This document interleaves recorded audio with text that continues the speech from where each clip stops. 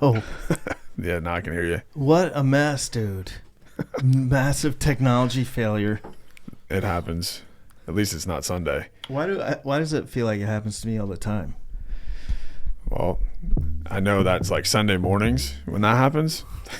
Yeah. It's just chaos at that point. Dude, what a start to the day. Completely nuts. Get my volume the right level. Your volume looks good, so we're good to go. Dude. Now it's calm. Everything's working out. Yep. It was not. That's like good like leading clips. And then they don't work. Yep. What would have been a great leading clip is if we would have caught that, if I would have actually had things recording. You know? Yeah. So, win-win. Yep. I don't know what I'm talking about. So, it sounds like a good time to jump into a podcast. Yep. What's up? Dude, this is a start. I've never had a start of a podcast like this. Oh man, that's good. I do a lot of podcasts. Not just mine. I do them for all other the people. other ones. Never. What's up, everybody? Welcome to another episode of the I'm Here For podcast. Whatever you got going on in life. Maybe you're having a great day. Maybe you're having an awful day. Maybe you are having a weird day. We are definitely having a weird day. We're here for it. The good, the bad, the funny, the ridiculous, whatever you got going on, I'm here for it. The guests are here for it. This podcast is here for it. And before I introduce our guest, can I just ask if this podcast has meant anything to you, if you found it beneficial at all? It sure would help us if you went on to wherever platform it was that you listened to this, whether it's YouTube or Spotify or Apple or some other platform, and you gave it a rating, you gave it a like, you gave it a follow, you gave it a subscribe. That helps us a ton, and it helps us get these podcasts into the hands of other people who might need them. Sometimes you just need another voice saying it's okay, another story that you can relate to go, yeah, I'm not the only one. And that's what this podcast is all about. Real people, real conversations. I'm here for it. And my guest is here for today. I have an incredible guest, a guy I've gotten to really know over the last couple years, thoroughly enjoy his friendship. This guy is in charge of health and safety. Health and safety manager at Hydro. I worked there. We'll get into that later. He's the head baseball coach of Nativity Hilltoppers baseball. I still don't have a hat, by the way. I'll get you one. And a guitarist for Houligans for a long time, almost 10 years, and a guitarist now for my favorite band, the Grace Worship Band. What's up, Ben Kreiger? Thanks for having me, man. Dude. It's been the start today has been fun. Yeah. It's been interesting. That's a good way to put it. Yes. It's been fun. Yeah. I'm here for it though, right? That's kind of the point. That's kind of the point of the whole thing. And thanks for being patient, man, as stuff blows up. But you're used to that. Mm-hmm. I mean, you've been involved in bands for a long time. The technical stuff going sideways doesn't faze you. Yeah, I specifically remember, when I first started playing with Hooligan, so my dad was the sound guy, right? So, everyone would get frustrated when things just wouldn't work, right? And things don't work the way it's supposed to. And, our singer, he'd get a little upset and just, we're 5 minutes before a show is about to start and there's, 200 people in the room and things just aren't working the way they did 2 hours before that. So, so I'm used to the chaos, right? The uneasy, is this going to work? Right? Is it going to work the way it's supposed to? So it's been fun.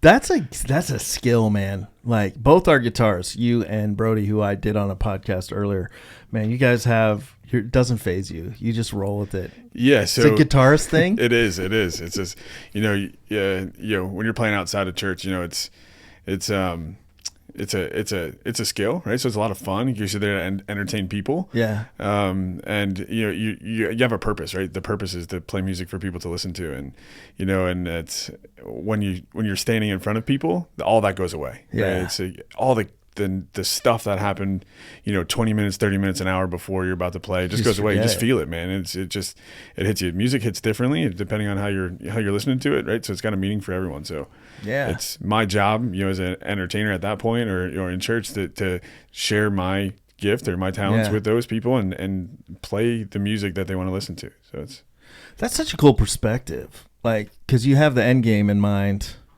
You know, people don't do that a lot. You know, they think about what's going wrong right now, and it consumes people, whether you're talking about their job or their work or their family stuff or their instead of, I think something like that perspective, you kind of, you know, like, hey man, we got a show and we're gonna be playing and none of this garbage is gonna matter.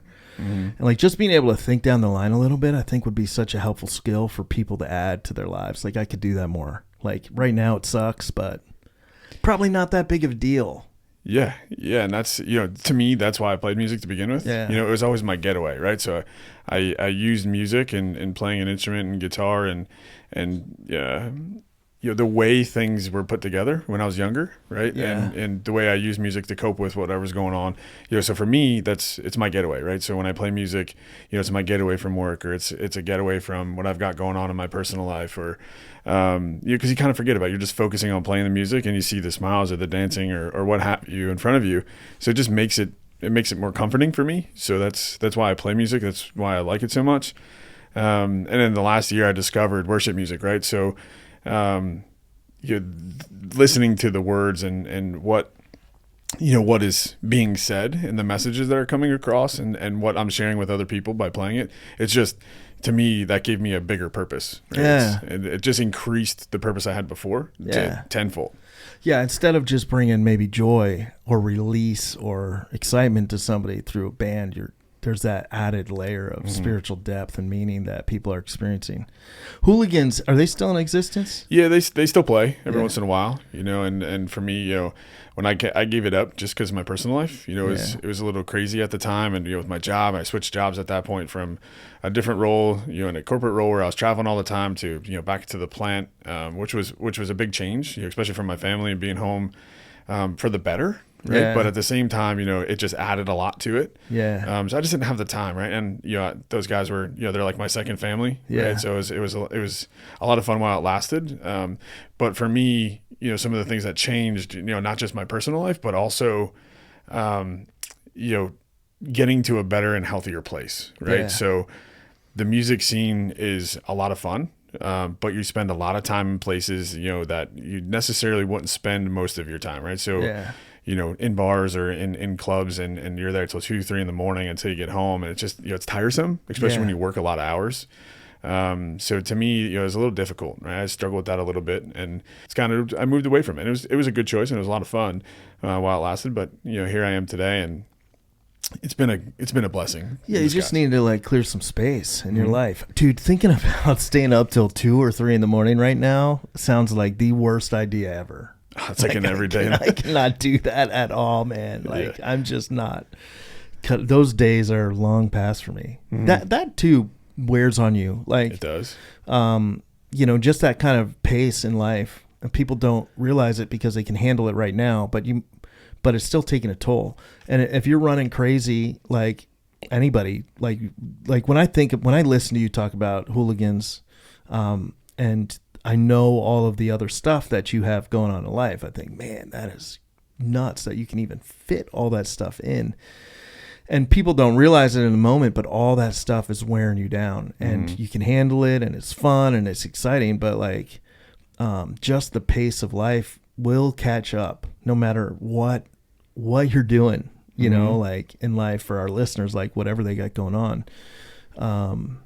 The busyness and the pace is going to have an effect on you and your relationships, even if it's not right now. Yeah. So that's a huge choice, man. Making that decision to like just step away and create a little space in your life, a little margin, take care of things that maybe needed to be taken care of is a huge thing.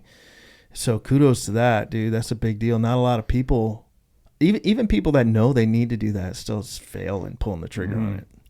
Yeah, it's, you know, so my family's the biggest driver to all that, right? So I always put my family as number one, and you know, that to me at the time was the most important thing. So, you know, what can I do to create space for them and create space for, you know, what matters most to me? And that space, you know, a lot of people struggle with, you know, making a decision of something that they really like to do versus what they love in life, right? So, and people battle that for the longest time. Yeah, right? for sure. And sometimes, you know, those types of things, you know, they push people to different places in their life, right? Whether it leads to addiction or it leads to, just troublesome, right? Just trouble. But for me, if I can teach somebody to say, hey, it just because you like it doesn't necessarily mean you need it. Right. And it's true. So, and that for me was my driver, right? And my family being there for me, supporting me through everything was super important.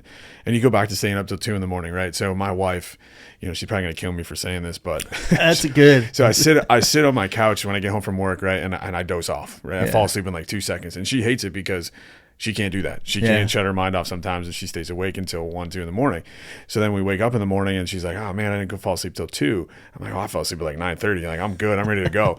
So she's been my rock through all this, and and that's the biggest thing, having that support group. Yeah. And then a year ago, where I stumbled across some things that really changed my perspective on things is the day I walked into this place. Oh yeah. Right. So when I walked into Grace Free Church the first time, my wife was coming here a little bit before I started, and she said to me, she's like, I think it'd be good for you to go surround yourself with some people that it's a different perspective for you, because along the way, at some point in my life, I kind of just strayed away from faith and strayed away from following Jesus, and and it was tough. Like it was a tough, that was another crossroads for me where I had to make a decision, but something was just telling me like, hey, go. Right, just go.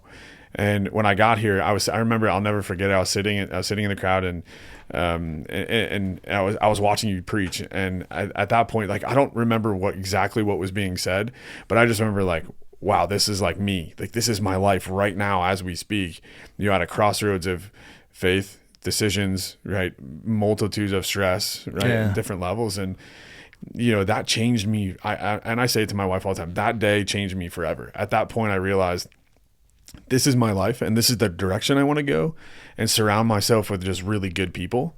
And then we bring in Scott and Brody and the worship team and yourself, and I sit back there some days, I'm thinking, wow, I'm super fortunate, right? I made a good decision that led me to a place where I can feel and be welcomed, first of all, and just be myself. But on top of it, I get to share my talents too at the same time. So the decision I made a year before that, to leave playing live music to today, and it's like, wow, that was the best decision I've ever made. Yeah, that's cool to hear, man. Yes. Yeah. What's your let's drop back to the Hooligans for one more question. What was you have a crazy memory from Hooligan? Probably. So there was a lot, right? There's a lot of memories. So 2 particularly stick out to me all the time. And, so the first one, we did a lot with Yingling. Yeah. Dick and his family used to have us, play the 190th anniversary for Yingling in downtown Pottsville. We opened up for Better Than Ezra. And then that's cool. A couple years later, Lee Bryce, so it was really cool. And just playing in front of that many people, on a big stage with famous people, right? And it's like, this guy wrote records, and and he plays in front of thousands of people, and I sit in the crowd and I go to watch like Luke Bryan and things like that, and it's like, I did that, like that was cool, like I got to play in front of a really big crowd. So that was one. And the second one was more of a private show. It was for a picnic and some graduation parties all at the same time, and they have a slip and slide that goes down a hill and into a pond. Right? And you see these people going down on these big duck floaties, and you're playing music at the same time watching these people slide into this pond. Like, it was hilarious to watch, and just seeing people enjoy what they like doing, and that specifically sticks out in my head. I know that place. I know that. I know that scene. They do that party every year, I think. Fellow Pine Grovians. That's awesome. And that slip and slide is epic. Yeah, like, it's not small. It's not like a slip and slide. It's like they put plastic on the side of a hill with some hay bales. To keep kids riding from the main road to the pond. So it's like, it's epic. 50 yards long. Dude, yeah. It's cool. Yeah, that's cool, man. Cool. So you're also a health and safety guy over at Hedro. So somewhere along the line, somebody made a decision in their life to make me in charge of health and safety for a lot of people. That's got to be a stressful job. Yeah. So some things in my and there's drivers to that, right? So most people are like, OSHA and those types of things, and it's like, oh, but it's a care for people, right? Yeah. It's making sure people leave the same way they got there. And, in the manufacturing field, right, it's very dangerous, right? So people do get hurt, and, people do, find themselves in situations where they have to make a decision. Do I do this or do I not? And if I make the wrong choice, I get hurt, and I can get really hurt. So my job there is to make sure that they don't do that, and make sure that they go home to their families the same way that they got there. As you know, you work there, right? So it's a hot, fast-paced manufacturing environment, right? Yeah, people probably don't know that about me. I spent some time in the mill, man. When you told me that, I was like, well, so he knows where I live at. Extruder B, dude, on press 9. You probably know exactly where it stood. Yeah, it's super hot. Stretching metal. It was so hot. There was part of me that absolutely loved it. Yeah, I think I tell a little bit of the story in my book, but just when my boss was like, dude, it's time, but I there was something about like being in there, pulling hot metal, being in that environment with your boys. You get to know the guys on your crew. I got along with all those guys on the presses. We'd go out for wings at Hubert Inn afterwards, like that place. You miss that place, right? Like pulling hot metal at a press. People don't understand that, but I also know because of my time there that it's not just like, ouch, I caught a staple, a stray staple, or I got a paper cut on my copier. Like it's life and death type stuff. Yeah. And, we do the things we need to do and spend a lot of money in places where, that doesn't happen. Right. Yeah. And we've been very fortunate with that at the plant, and it's been very beneficial for everyone that works there. Like it's so much fun, talking to people and dealing with people every day and just knowing what's on the other side. Do you ever get pushback from people? Yeah, sometimes, like conflict. They give you a hard time? Yeah. Because, sometimes the things that I do make it harder for them. Right. Yeah. So with the right intent, is to keep them safe and healthy. But on the other side of it is you don't know, they don't know where I'm coming from, and I don't know where they're coming from. Right. So I make a decision on my own, say, hey, this is the best way to do this. But the guy that does the job for 30 years, it's like, hey, man, did this for 30 years like this, never got hurt. So those guys are the guys that you want in your pocket, right? They're the guys that you go to for answers because they've been there for so long, to get their responses. So conflict, yes.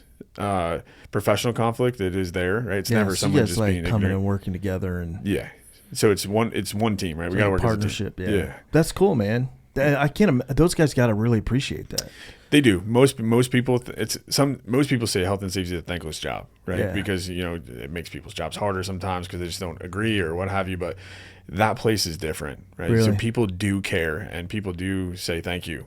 So it's got a good culture. It does. It does. Even when we're talking a long time ago now, but even back then, and a couple companies ago, like a couple ownership groups ago or whatever. But it was, I always felt like there were really great people there that genuinely, for the most part, no matter where you go, you get a large number of people together. Somebody's gonna, you always get a bad egg or two. But like when I was there, man, it was great people. It is. Like just really cared for you, took you in. It was kind of like family vibe. Mm-hmm. And it's real. Like all the people are real, right? So you don't deal with too many fake people down there, right? And they'll tell you the truth, right? They'll tell you, what's going on in their lives. And that's the other piece of it too. Being in health and safety, the health piece is important. So mental health and those types of things. Because if you bring something in from home into work, your mind's not focused on what you're supposed to be doing.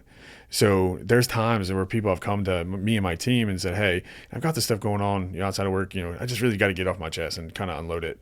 And I can tell you, there's been multiple times where I've had those conversations with people on my team and people on the floor where it's like, it's okay. It's okay. It's okay to get the stuff off it because it's important. And you learn things about people that you wouldn't know before. I never thought of that. So it's not just like physical health and safety. You guys also deal with mental health stuff too. Yeah. And we've talked a couple times, going through about, therapy and talking to someone and so forth. And up to about a year ago, I was so hidden with what I had going on in my life, and I kind of just pushed it away, right? Yeah. And I put it in a compartment in my brain that I just didn't want to talk to, and I was like, I just leave that there. I'm good. And over time, it wears on you, right? It takes a toll. So using my experience is like, I go see a therapist now too, right? And it's okay. It is okay to go see them, and it's okay to talk about how you feel or what you're feeling, because when you unload it, you feel a lot better on the other side, right? And I didn't understand that either.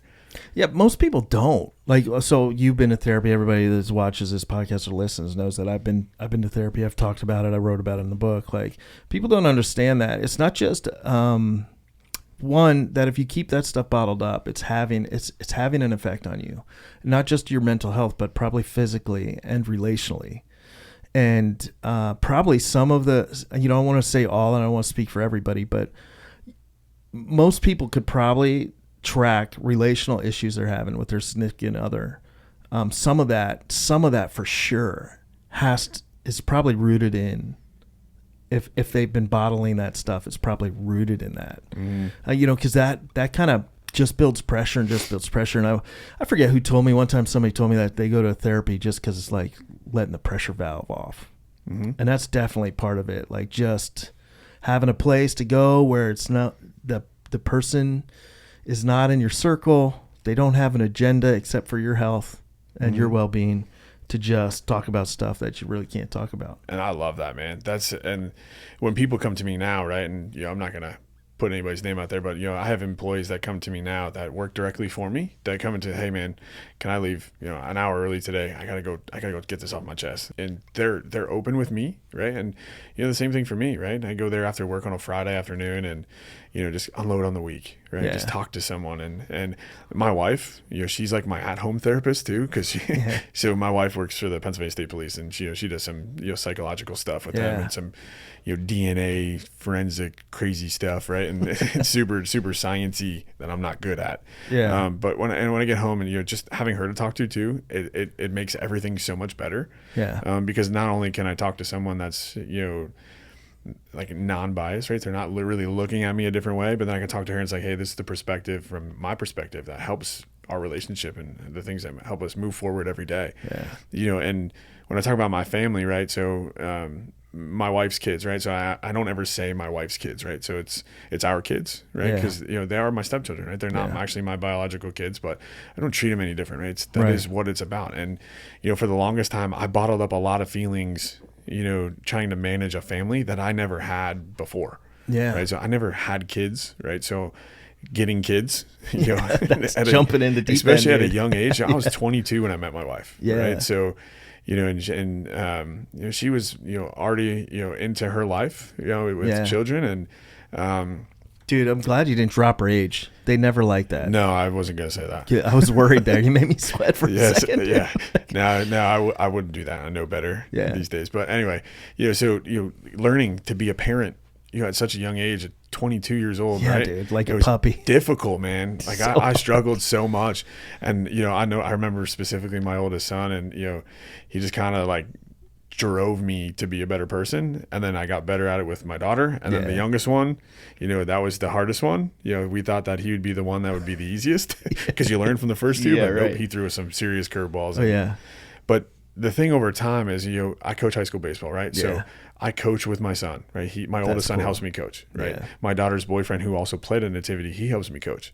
And my youngest son was a senior this past year. So the last 2 years, the last 4 years in total, but 2 years as his head coach, right? Yeah. It's like a family affair, right? My wife's involved with cheerleading at the school, right? And we're heavily involved with our kids' lives, and it kind of led us in a different path too. So we talk about like balancing things. Yeah. I can do it with my family, right? So I can bring my family into the things that I'm doing. My family comes to church, and I can play music for them.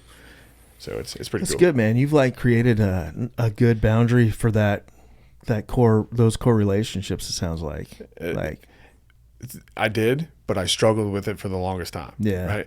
And through the years, I've just kind of learned, trial by fire. Dude, jumping into parenting at 22 is crazy. Like that's jumping in the deep end. That's hard stuff. I've watched that break dudes, like just snap them. Just, they're young. They don't know what they're doing. They jump into that, and just something about the pressure or the whatever, and probably mostly self-inflicted, and it just breaks them. So yeah, it's like the I can't do this attitude, right? I can't do this. I've said that to myself a million times. Look back then, and it was scary. Like it was super scary, and it made me a better person. It made me a better husband, a better coach, right? A better guitar player in some cases, But yeah, it was fun. It changed me forever. So let's talk Nativity baseball for a little bit. Dude, you've been the head coach for how long? 2 years. 2 years. Yeah. And in 2 years, so you're 2 for 2 on district titles? Yeah. That's ridiculous, dude. Were you helping out there before? I was, yeah. I coached under the old head coach for, I think, about 4.5 years. Yeah. 4 total seasons. Yeah. I started about halfway through the first season, and then that's why I say 4.5. Yeah, right. But yeah, so 2 years as the head coach and 2 district championships. We won our first state game this past year and went to the semifinal game, so we got pretty far into states. And I'm exactly 500 as a coach, right? So we play up in the regular season, so we play bigger schools. Yeah. And we take our lickings. We get our butts whipped sometimes too, but it makes us better for the playoffs, right? So when you get past that district. Yeah, man. Playing a tough regular season schedule helps so much for playoffs. Yeah, you learn a lot about yourself. Yeah. Kids are tested. They're up against it. The pressure's there. They know what it's like, and I think they're hungry too. Yeah. And the last 2 years I've been super fortunate with 2 really good senior classes. Yeah. So my seniors from last year, which my junior class, and then my senior class this past year, which was my first year coaching, they were juniors. I've had 2 groups of kids. They're really good athletes. They're good human beings. We kind of we gelled really well, which is huge. And my assistant coaches also did the same thing, right? So it was like just a big family affair right there. And looking back at the first year, I'm like, wow, I could have done things so much different, which I think helped this past year. Yeah. Don't steal that guy, right? With this catcher behind the plate, he's gonna get thrown out. And my kids tell me all the time, Coach, why do you steal all the time? I'm like, take your chances. It's early in the game, and most of them get thrown out. And then I'm like, why'd I do that? And it's like the afterthought, but and going into this past season, my kid's a senior, right? My coaches are all around me, and they're like, hey, we can do it this year. Like, this is the group of kids we're going to get pretty far with. And we got into that first state playoff game against Doc Mennonite. I'll never forget that game. Yeah. You were telling me before that game that it was going to be tough. We were the underdog tenfold. Every newspaper, every news station that was covering it, we were the underdog big time. Eric Kratz is coaching their team. Yeah, a former 10-year Phillies baseball player and his catcher, and both of his sons are on the team. And I'm pretty sure his son that was the catcher could probably play pro baseball today. Really? Like he was that he was good. That good. We couldn't steal. We couldn't steal. Did you try? I tried. We didn't win. What were you thinking? Yeah, it's the first time I stole it. And you gotta try. It was the fastest kid on my team, right? I was like, if he can't make it, we're toast, right? So we better hit the ball. Yeah. And he took off on the first pitch, and he was out by like 10 feet. Like he wasn't even close. So the kid was legit. And I remember looking in the dugout, and one of my coaches, Rick Wojciechowski, he looks at me and goes, "Don't do that again." So that was interesting. We were down, right? We were down, and then we were up, and then it was really close in the 7th. It was really? 6-5 baseball game. Runners on first and second with nobody out. I switched pitchers to a sophomore, right? Kid really didn't pitch all year, so it was scary, right? So walking through it, so nobody on, nobody out. We walked 2, right? Yeah, Next and then you one, made the change. Pop up to the. No. Pop up. Yeah, no, I made the change right at the beginning of the inning. So he walked the first 2 batters, right? So a sophomore. Dude, putting him in a spot. That's a tight spot. But he's a gamer, right? Yeah. So I had faith that he was the gamer, right? He was that guy, right? So he was our guy that day. And, runners on first and second, pops out to left field, sigh of relief. No, still got to go get the next one. Next kid comes up, ground ball to second base, tug him out. I was like, okay, now we're 2 outs, runners on first and second, we're probably okay. The problem was if we walked the next one, we were at the top of the lineup, which was their professional baseball catcher. And I didn't want to get there. He was 3 for 3 already with 2 doubles and a triple. I was like, we don't want to get to him. So you're thinking this is it. So this batter's going to decide it. Yeah, this is the game, right? Yeah. And it was a strikeout. And that's awesome. He struck him out. And at that point, you're like, wait, we just did it. It took a minute for it to set in.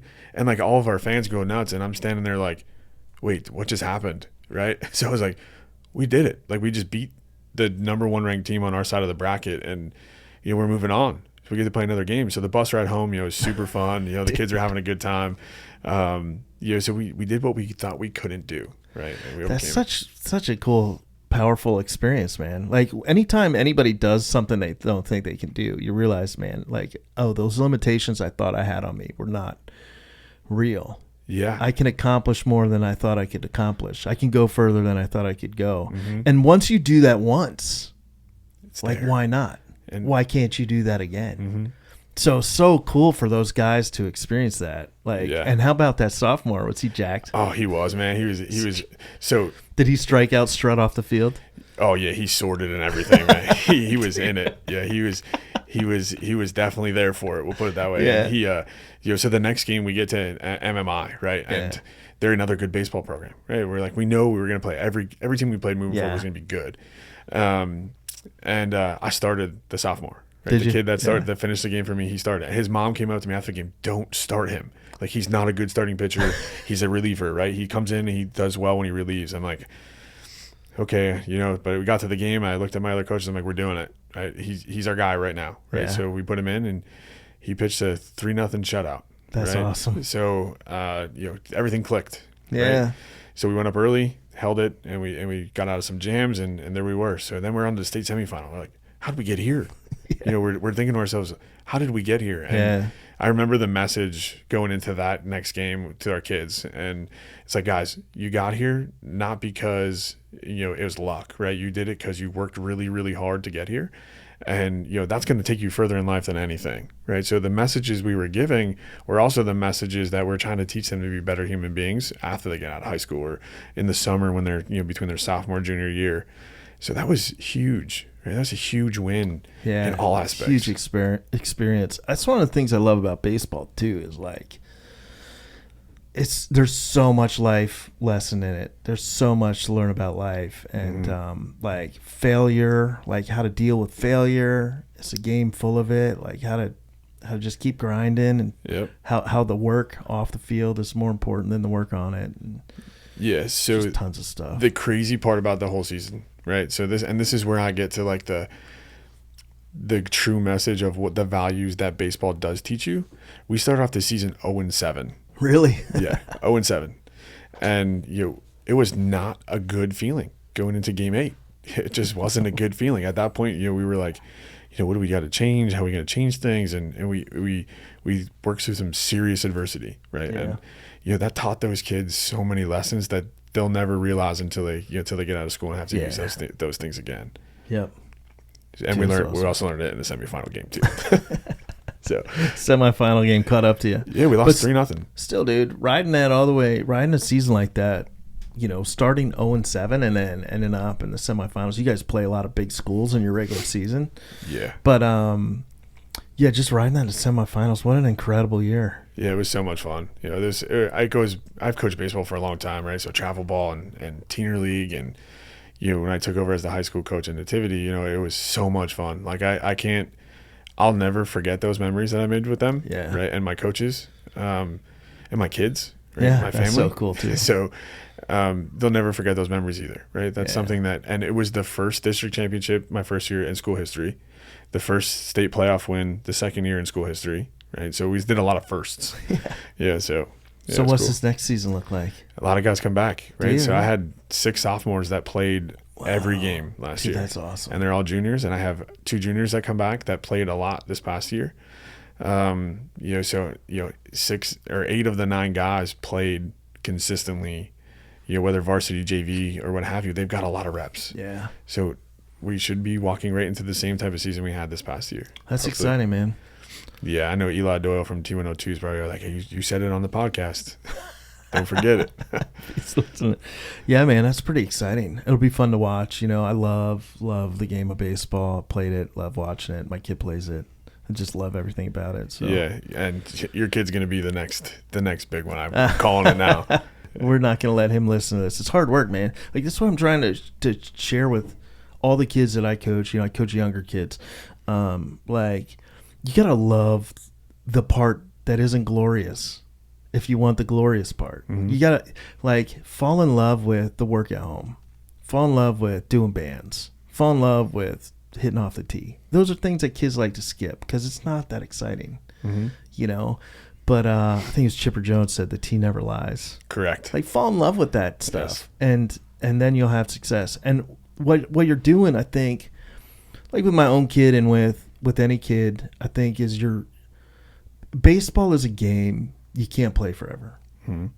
You got a short window to play it. Even if you are Kyle Schwarber, right? He's younger than us. He's going to have his last game. Mm-hmm. And then he'll have a whole lot of life left after that. So for no matter who you are playing the sport, the game is going to end. It's not golf. You can't just play it until your heart explodes on a golf course. You only have a short window.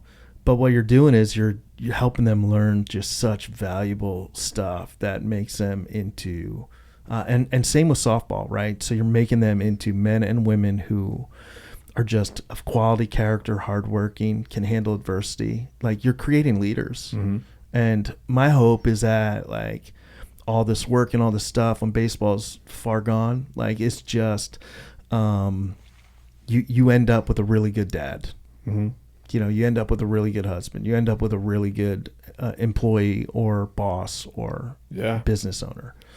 And that's what I think is so cool about baseball. Yeah, it's full of life lessons, right? And even as a coach, right, it teaches you a lot about yourself, about the way you lead people, the way you talk to people, the way you communicate, and and learn how to change how you communicate to different types of people. And it's been coaching for me has been fun, and it's been a blessing, and I learned a lot about myself. And I also learned how to be patient. And you have a big impact too in that position. My high school, I think almost every week for sure about one thing my head high school baseball coach said to me was always be a student of the game. And I have taken that and applied it to baseball through college or whatever, and after, and like helping kids and stuff. But I've also applied that to public speaking and preaching. I've applied that to like everything, like understanding people. Like, just always be a student, always be learning, always be growing. And like, that's a long time ago, so the stuff that you're investing in these kids, man, it has a lasting impact. Plus, it's just fun for me to pay attention to the Hilltoppers. Yeah, watching a game changer. put my hat on while I don't have one of those yet. I got you. Don't worry. Dude, I milk hats off of all the local high school baseball coaches. Well, you fix all of our gloves, so you have to. Yeah, dude. So that, like I remember Buff's like, what do I owe you for this glove? I'm like, how about a hat? Like, just trade me a hat. I remember coming to you with the first glove, right? And you gave it back to me. I'm like, oh man, this thing looks totally different. And then I gave you the second one. Wow, this thing looks totally different. And then the third one, it's like, it looks totally different. Like, these gloves are super old and they're brought back to life. And it's the work that you do in those things, and that's a passion, right? That's something you like to do. Something I do on the side, But no one knows how to do it. It's something that's different. So my dad used to do gloves for like the whole county, and he would always have gloves, and he would be fixing them, and most of the time I'm pretty sure he did it for free, just because like he just couldn't, kids playing baseball, whatever I got to do to help that, it's good. Even though the leather and the stuff costs a lot of money. It's way more expensive than it used to be. But so he taught me I had to fix my own gloves, so he was like, hey, I'm fixing these gloves. You can learn how to fix your own glove. So we had to fix our own gloves, and he would buy us tools. And then when I went away in college and I was playing, he sent with me like a kit. He's like, hey, you never know if a teammate busts a glove or you bust a glove. Here's some lace, and here's some tools. You can fix their gloves, and I used to have my own stuff. And somewhere along the way, probably during college years, I lost it, or a teammate stuck it in their bag or something. It's gone. And then when he passed away, I was like going through stuff, and I found all of his gear. And I'm like, yeah, why not, man? Like, I know how to do it. It makes me feel close to him. It's something he passed on to me, and it's not work. It's not like my job. There's no pressure. I can just kind of like enjoy fixing some gloves. And so I just do that because I love it. Not really. Yeah. And that's, that's why I play guitar, right? That's why I do the things I do too. Because it's like that you're close to something, it's different, it's a lot. I always say it's a lot of fun, right? So I always say things are fun. I'm pretty sure my wife don't like it, but I always say things are fun, right? And your life is fun, right? Yeah. Life is supposed to be fun. So, for me, it's I want to do good things, right? But I also want to enjoy, being on this planet, right? Yeah, right. And me and my wife, we went to Disney a couple weeks ago. I highly recommend don't go in July because it is super hot. What were you thinking? Oh, it was terrible. Did you not check the weather? No, we did. Last year. When we booked it. They had a mild July last year. Yeah, I'll never, there one day we walked 22,000 steps. Oh, man. And I remember just complaining nonstop the whole day, right? It's the happiest place on earth. Stop complaining. And I just remember, I'm so hot. I'm so sweaty. I'm exhausted. My feet hurt, right? Yeah. All the things that a typical dude would say when they're tired and they don't want to do something, like cut the grass or, what have you. And my wife said, you work in the heat all day long. How's this affecting you so much? I'm Right. like, this is a different type of heat. Like this is painful heat. But we enjoy those things, right? We enjoy spending time with our family and our kids and their friends. And now that they're getting older, right, you don't have those little kids anymore at home. So it's doing those things now is so much fun. Yeah, you got to kind of take advantage of that window when you can get everybody together. Yeah, because they're so busy, right? You know, 2 in college, 1 going there, right? They're all working, right? It's like, this is the time. We got to do it now. So besides the heat, it was a good trip. Oh, it was awesome. It was awesome. Like I've been to Disney. I got to play a high school football game in Disney my senior year in high school. Yeah. And they flew us down there and we played in Disney at the ESPN complex. It was super cool. Also hot in August, right? So both times I've been there, it's just been brutal. You got to go in like February. I told my wife, I said, we're going for Christmas. The next time we go, wintertime, December, 60 degrees, not 160 degrees. Yeah. But, I love it there just because everyone just like, even the workers, like it's super hot and they're all happy. Even though I'm complaining, everyone's just happy. You're just surrounded by nice people. Yeah, it's like I'm miserable, but I'm surrounded by nice people. I'm like, I'm gonna be happy. I'm gonna force it. I gotta fit in. I don't want to be the guy that's mad and upset. Don't be the guy. Disney. Like who's the one jerk in Disney? Yeah.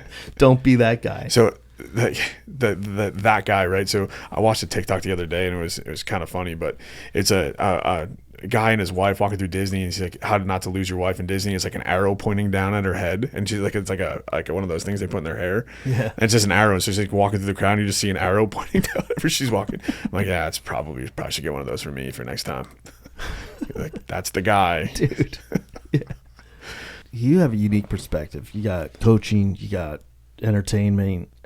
We didn't even talk about worship team stuff yet, but like you have the health and safety kind of stuff. Just your perspective, what do you got? Like if you had to give one piece of advice to our listeners about life, they're going through something or walking through something, what would be? What would you say? I think my piece of advice would be just never stop, right? Don't stop and embrace your moment, right? But at the time where if you feel like it's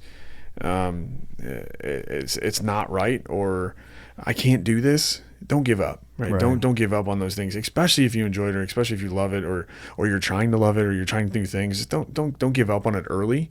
You keep working really hard and eventually it'll come. So I always look at my coaching career, my actual career, my family. If I look back and I gave up when things were tough, I wouldn't be anywhere where I am today. So I think that's my message, right? Just don't give up.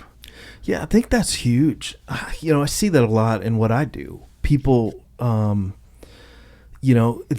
walking through something, and sometimes that takes a long time. And it goes back to kind of like what we were talking about at the beginning, like looking seeing forward, like towards where you're going. And people quit right before they experience all that everything has been leading up to, before the breakthrough, before the blessing, call it whatever you want. And that's a reminder like that I have to remind myself of all the time. Like just because it sucks now doesn't mean it will always suck. It can get better. Just keep doing the little things, the right things. Mm-hmm.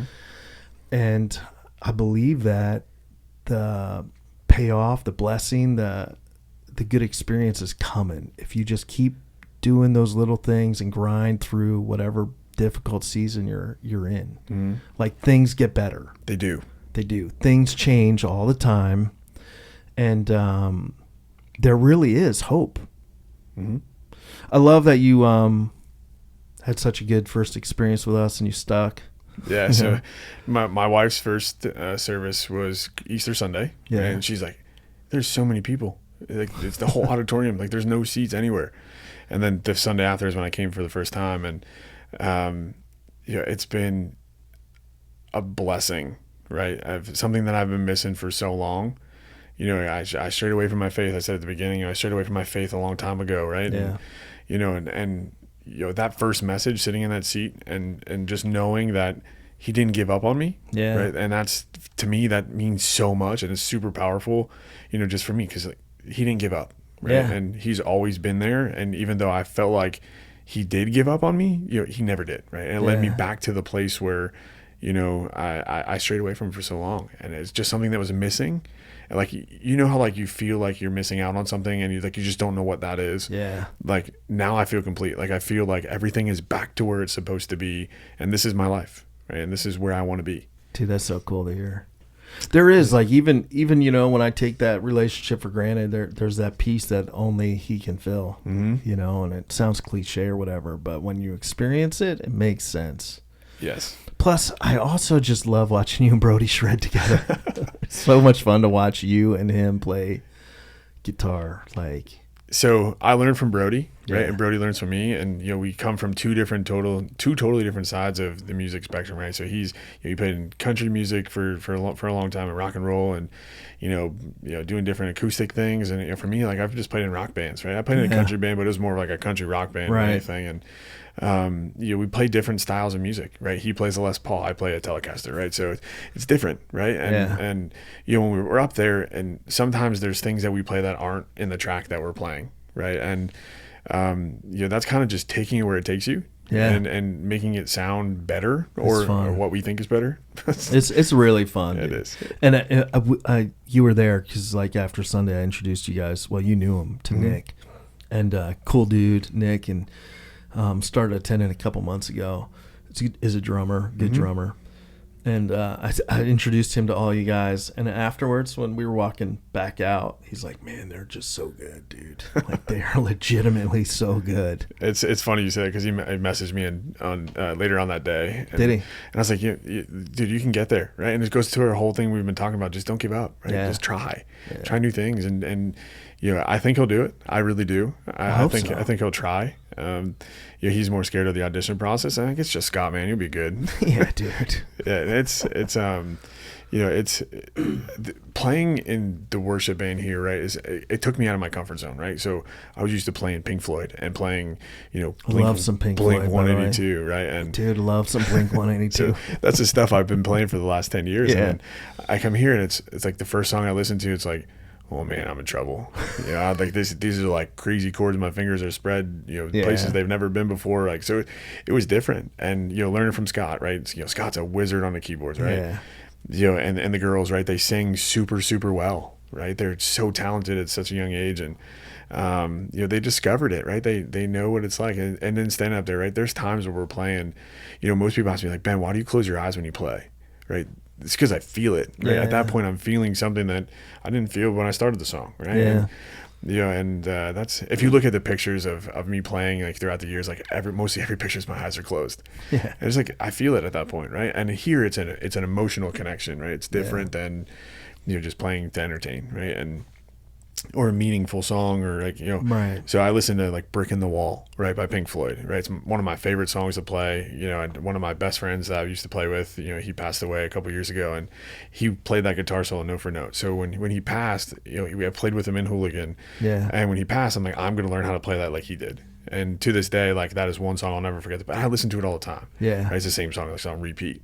You know, then I come here, and you know, there's songs now that I listen to more now than I ever have. Yeah. You know, when I first started playing in Grace Worship. So, yeah.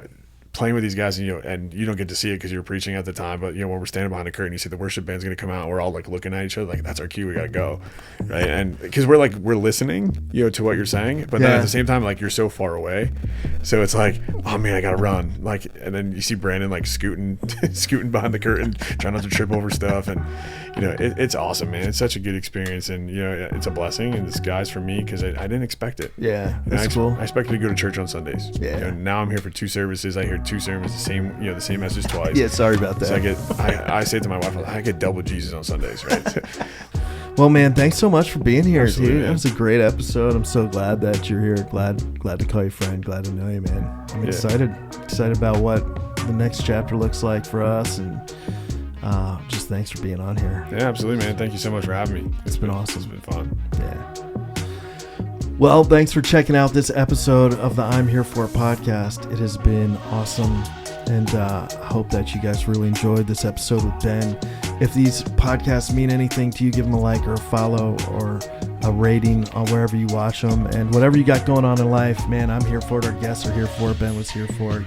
It's just an awesome conversation. Real stuff from real people about real life. The I'm Here For It podcast. So Until next time, man, I guess we'll see you on the next episode. Thanks for tuning in to the I'm Here For It podcast. Just a quick reminder, the thoughts and opinions shared on this show are our own. They don't necessarily represent the thoughts and opinions of our employers, our places of business, our families, or maybe even people that don't want to be associated with us anymore. And honestly, sometimes we even question our own thoughts and opinions after these shows have aired. We're not doctors, therapists, lawyers, experts in anything except maybe overthinking things. Well, maybe some of our guests are some of those things, but for real, this podcast is not about offering you professional or therapeutic help. We're just here having fun. It's for entertainment purposes and maybe a little bit of education. Yeah, we hope it can make your life better and make you smile and encourage you a little bit. But seriously, this is more like a group chat that you didn't know you needed. So don't take anything too seriously from us without at least double checking it with someone who actually knows stuff. Stay kind, stay curious, and no matter how weird it gets, we're here for it.